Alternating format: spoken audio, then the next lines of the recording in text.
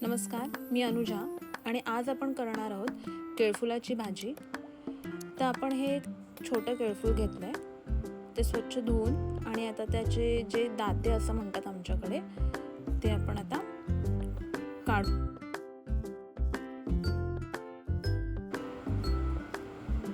खूप टेस्टी भाजी लागते ही।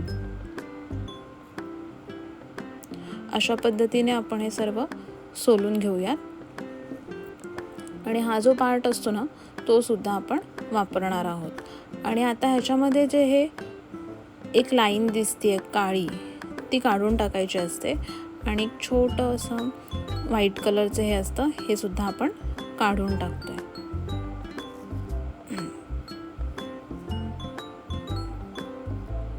अशा पद्धतीने हे सगळे जे दाते आहेत, दाढा असं म्हणतात काही ठिकाणी, ते आपण आता काढून घेतोय।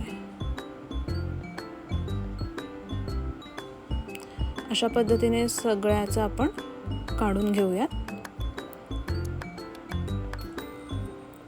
अशा पद्धतीने सगळं सोलून झालंय आणि आता हे आपण बारीक चिरून रात्रभर पाण्यामध्ये भिजत ठेवायचं असतं। बारीक चिरून घ्यायचं।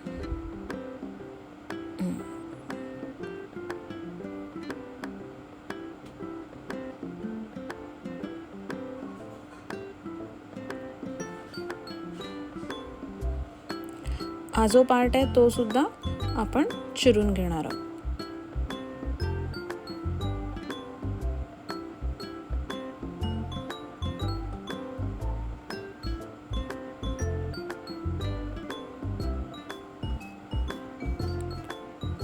बारीक चिरून घेतोय।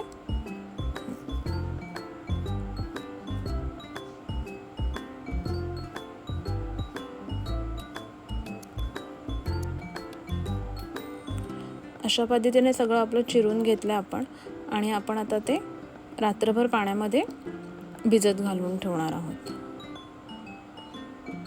खूप पौष्टिक पण भाजी असते ही।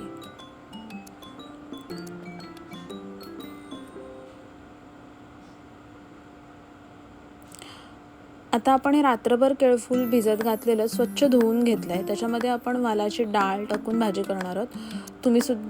तुम्हाला जर का आवडत असेल तर तसं सुद्धा करू शकता, चणे टाकून सुद्धा करू शकता। कांदा उभा चिरून घेतलाय, मसाला घेतलाय घरगुती, हिंग, हळद आणि मीठ। तुमच्या आवडीनुसार तुम्ही त्याच्यामध्ये काही ॲड करू शकता। पॅन गरम करत ठेवलाय, त्याच्यामध्ये मी तेल टाकलंय थोडं, उभा चिरलेला कांदा टाकून घेते, चांगलं परतून घ्यायचंय। त्यामध्ये टाकतोय थोडं जिरं, त्याच्यानंतर आपण मोहरी टाकूया,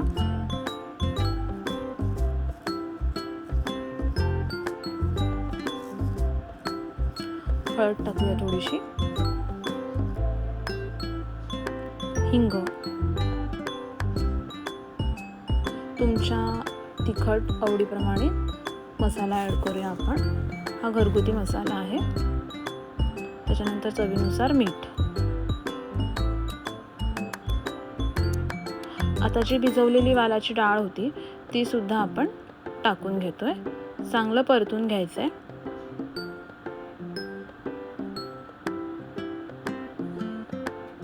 त्याच्यानंतर जे आपण केळफूल स्वच्छ धुवून घेतलेलं ते आता आपण ह्याच्यामध्ये ॲड करून चांगलं परतून घेऊयात।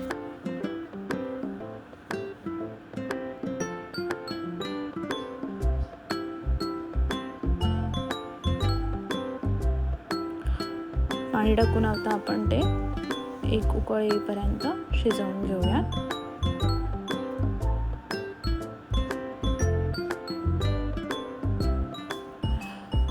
एक उकळ आलेला आहे आणि वालाची डाळ सुद्धा थोड्या प्रमाणात शिजलेली आहे।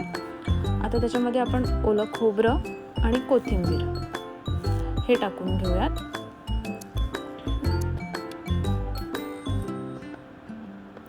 ऑलमोस्ट आपली भाजी झालेली आहे। आता खूप सुंदर असा सुगंध येतोय।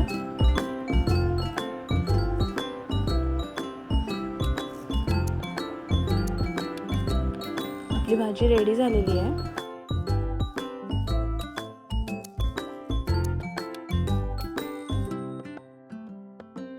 माझी रेडी झालेली आहे. तुम्हाला माझी ही रेसिपी आवडल्यास नक्की व्हिडिओ लाईक करा, शेअर करा आणि माझ्या चॅनलला सबस्क्राईब नसेल केलं तर नक्की सबस्क्राईब करा. थँक्यू.